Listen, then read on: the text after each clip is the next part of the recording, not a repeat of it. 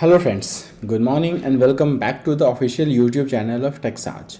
We are a team of CACS and advocates providing all sort of financial taxation, legal and secretarial services on global basis. So आज के इस video में हम बात करेंगे about finalization of books of accounts. तो since year and आ चुका है और सारे अकाउंटेंट्स काम पे लग गए मतलब होंगे इंक्लूडिंग चार्टर्ड अकाउंटेंट्स एवरीवन और अभी फाइनलाइजेशन का टाइम आ चुका है जिसमें कि सारे बुक्स जो भी हम साल भर में करते हैं उसको अभी फाइनल करके advance tax computation filing of ITR जो भी चीज़ें हैं वो करनी पड़ती हैं। तो आज हम एक टॉपिक बहुत कॉमन है ये जहाँ पे कि फाइनलाइजेशन में क्या क्या चीज़ें नीड होती हैं उस बारे में बात करेंगे। ये टॉपिक इतना बड़ा है कि सारी चीज़ें तो कवर करना पॉसिबल नहीं है, बट जितना एक मैक्सिमम और सबसे इम्पॉर्टेंट चीज़ें हैं वो मैंने कोशिश करी है कि इस वीडियो में कवर करने का। मतलब बेसिकली आप अगर ये सब चीज़ें कवर कर लेते हो तो मोर और less your books are clean and finalised. तो एक एक करके पॉइंट वाइज मैंने बनाया हुआ है, तो आइए उसको करते हैं डिस्कस और उसको एक्सप्लेन करूँगा कि एक्चुअली उसका मतलब क्या है, ना कि बस रीडिंग रहेगा। फर्स्ट पॉइंट है purchases and inward supplies match with parties ledger. तो बेसिकली क्या होता है कि साल भर में हम जब भी परचेज की एंट्री करते हैं, बिल्स की एंट्री करते हैं, तो उस टाइम पे क्लाइंट से या वेंडर से जो भी बिल्स वगैरह हैं आते हैं हम उसके अकॉर्डिंगली एंट्री तो कर देते हैं, बट साल के एंड में हो सकता है कि कोई एक दो बिल मिस हो गए हों या फिर रिवाइज हो गया हो जो कि साल के बीच में हमने उसको अपडेट करना मतलब नहीं याद रहा या फिर नहीं हो पाया। तो बेसिकली क्या करेंगे कि हम पार्टी से मंगवाएंगे अपना लेजर, उनके बुक्स में हमारा जो भी लेजर है हम वो उनसे मंगवाएंगे और फिर उसके अकॉर्डिंगली हम अपना बुक्स फाइनल करेंगे और यहाँ पे जो भी एडजस्टमेंट है अपडेशन से हम उसको करेंगे। और उसके बाद है purchases match and reconcile with GST portal. और सेम चीज़ को हम जो भी इनपुट्स वगैरह है हम उसको जीएसटी पोर्टल के 2A या 2B से मैच करेंगे। बहुत बार क्या रहता है कि हम जब मंथली फाइलिंग करते हैं तब हम इनपुट क्लेम कर लेते हैं, बट पार्टी उस टाइम तक जीएसटी फाइल नहीं करी हुई रहती है। तो हालांकि वो रेड में करता है शो, बट हम ये सोचते हैं कि खैर चलो अभी फाइल नहीं है तो क्वार्टरली वाले में या फिर उसके बाद में वो फाइल कर देंगे, क्योंकि बहुत सारे वेंडर्स आज के डेट में भी क्वार्टरली फाइलिंग ऑप्ट करके रखे हुए हैं।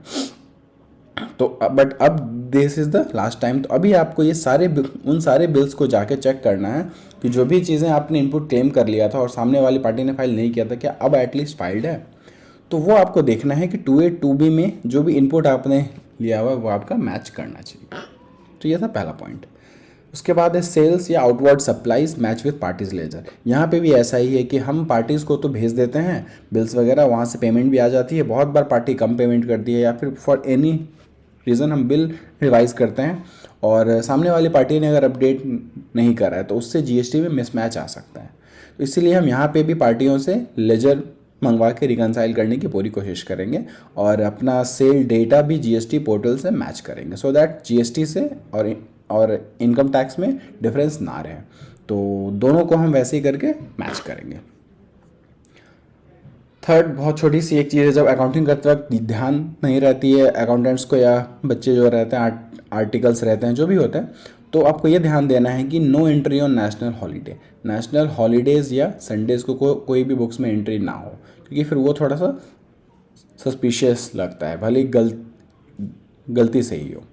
और सस्पेंस एंट्रीज आपके जो भी हैं तो ये लास्ट टाइम है, अब यहाँ पे आप आके आपको और चीज़ों को आप एक्सटेंड नहीं कर पाएंगे तो आपको सस्पेंस एंट्रीज जो भी हैं उनसे डिस्कस करके सॉर्ट करना पड़ेगा। उसके बाद है confirmation of sundry creditors specially those with debit balance.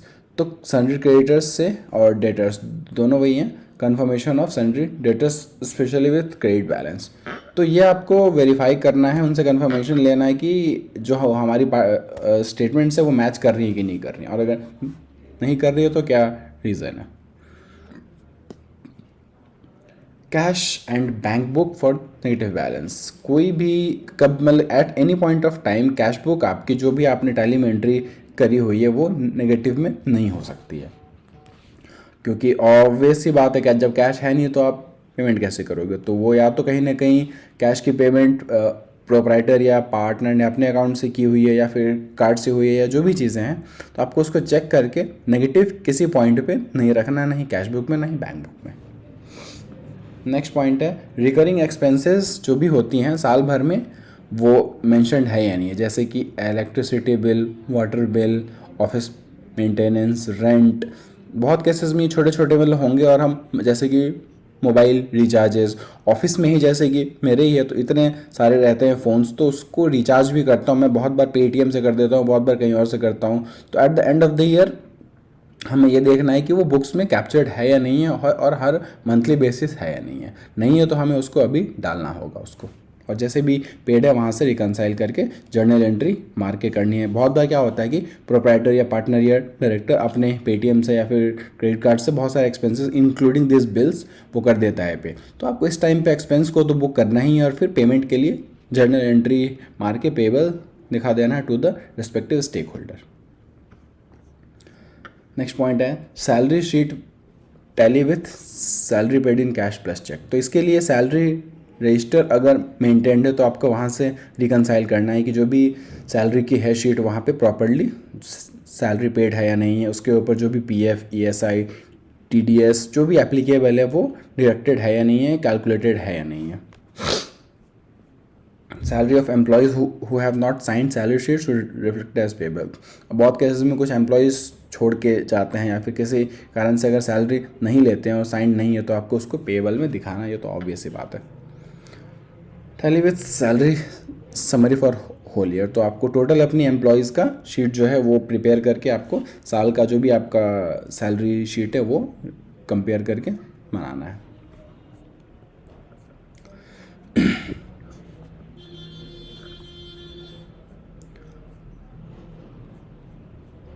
इसके बाद है insurance expenses, prepaid entries to be done, copy of all cover notes to be kept in balance sheet. बहुत सारे ऐसे एक्सपेंसेस होंगे जो हम एडवांस में करते हैं एक ही बार में, जैसे कि इंटरनेट का रिचार्ज हम 6 महीने का या साल भर का एक बार में कर देते हैं, या फिर इंश्योरेंस एक्सपेंसेस है तो उसकी ये सारे प्रीपेड एक्सपेंसेस में आएंगे जिसकी बेनिफिट हमें आने वाले नेक्स्ट ईयर में भी मिलेगी, तो उसकी प्रॉपर्ली वहाँ पे अप टू डेट हमें करके बुक्स में प्रीपेड में दिखाना पड़ेगा। और भी कोई एक्सपेंसेस अगर है जो भी हमने पे किया हुआ है तो वो ओपनिंग बैलेंस शीट से हमें करना है मैच की ओपनिंग बैलेंस जो भी है, मतलब लास्ट ईयर का जो भी क्लोजिंग बैलेंस था वो इस ईयर के ओपनिंग बैलेंसेस में तो आ रही है ना, उसमें तो कोई इशू नहीं। आप अगर सेम टैली या सेम बिजनेस सॉफ्टवेयर कंटिन्यू कर रहे हैं तो उसमें कोई है ही नहीं दिक्कत, लेकिन आप अगर स्प्लिट कर रहे हैं तो आपको एक बार ये चीज़ रिकनसाइल कर लेना चाहिए, चेक कर लेना चाहिए। सेल्स टैक्स रिटर्न से आपको चीज़ें वेरीफाई करनी चाहिए। अब जीएसटी आ चुका है तो जीएसटी के रिटर्न से आपको ये चीज़ें रिकनसाइल करनी है। लाइसेंस फ़ी वगैरह जो भी आपने पे कर रखा है वो, डेप्रिशिएशन की एंट्रीज आपको करनी है पास पूरे साल की, जो भी एसेट्स वगैरह आपने लिया है। तो यहाँ पे 2 टाइप से आएगा, एक तो कंपनीज एक्ट का आएगा और एक इनकम टैक्स का एक्ट के वाइज आएगा। तो दोनों के हिसाब से आपको शीट प्रिपेयर करना है, और जब आप फाइलिंग करेंगे इनकम टैक्स की तो वहाँ पे कंपनीज एक्ट वाला ऐड होकर और ये माइनस हो जाएगा।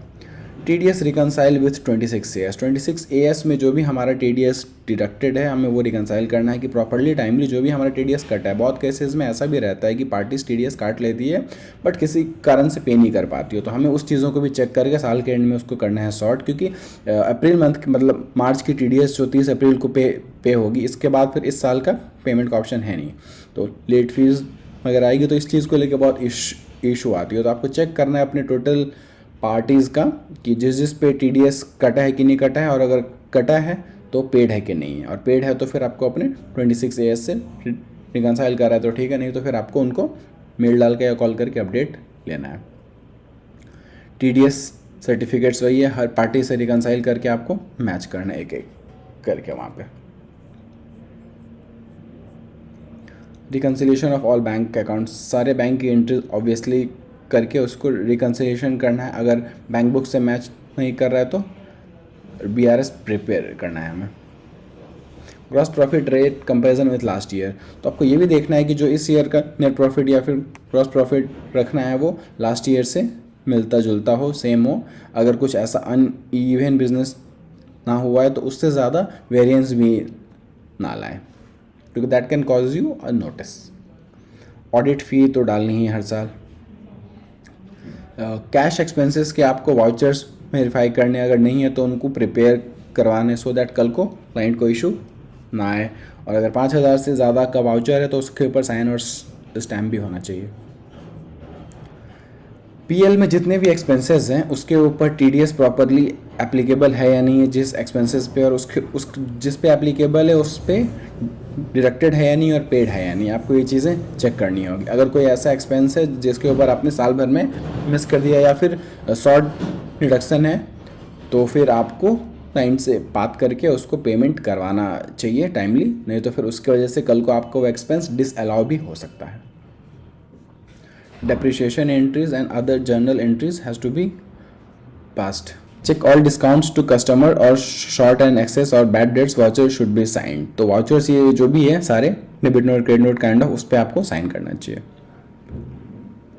ये कोई खास नहीं, all should be in current. हाँ, जो भी आप बैलेंस शीट अब बनाते हैं तो उसमें दो वही आते हैं, हेड्स आते हैं, कॉलम्स आते ही हैं।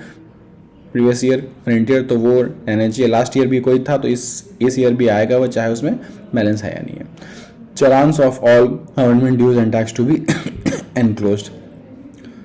अगर इनवर्ड एक्सपेंसेस वगैरह हैं जो भी परचेजेस के वो भी उसमें आने चाहिए। Transfer previous year prepaid to relevant expenses head, जो भी हमने लास्ट ईयर प्रीपेड में डाला था उसको करंट ईयर के एक्सपेंसेस में हमें डालना है ताकि इस ईयर के एक्सपेंसेस में वो बुक हो जाए, क्योंकि लास्ट ईयर तो वो आई थी नहीं। Cheque payment of previous year expenses payable, जो लास्ट ईयर के एक्सपेंसेस 31 मार्च को जो हम आउटस्टैंडिंग करते हैं शो वो इस साल पेड है या नहीं है। Current year profit to reserves में जो डालते हैं हम सो दैट कि हम अफ्रेश स्टार्ट कर पाएँ। अब इनकम टैक्स पोर्टल्स और जीएसटी इनकम टैक्स और जो भी पोर्टल्स हैं हमारे टीडीएस वगैरह के, वहाँ पे जाके हम ये चेक करना है कि डिमांड्स तो कोई है नहीं, नोटिस तो कोई है नहीं, सो दैट कल को वो इशू ना आ जाए। सिक्योर्ड एंड अनसिक्योर्ड लोन की स्टेटमेंट्स भी हमें लेके वेरीफाई करनी है। इंपॉर्टेंट रेशियोज, अब क्या होता है ना कि इन सब का पर्पस क्या होता है कि बहुत सारे के बाद क्या होता है, आईडीआर फाइलिंग के बाद people go to the bank for taking the loan और any kind of investment for expansion. तो वहाँ भी वो बैलेंस शीट खाली साइंड या ऑडिटेड चेक नहीं करते हैं, वो उसमें रेशियोज भी अपने अकॉर्डिंगली चेक करते हैं। जो एक स्टैंडर्ड सेट है उससे अगर ऊपर है तो ही जाके वो आपको फिर लोन वगैरह सैंक्शन कर पाते हैं। तो कुछ इंपॉर्टेंट रेशियोज हैं जो आपको ध्यान रखना है। पहला है डेट सर्विस कवरेज रेशियो। इसका मतलब बेसिकली ये है कि कंपनी लोन पेमेंट करने की कंडीशन में है या नहीं है। तो इसका जो रेशियो है वो है net operating income by total date. तो ये इस C1 से ज़्यादा चाहिए रहनी, तो इसका मतलब ये है कि कंपनी एक स्टेबल कंडीशन में है टू रीपे द डेट्स।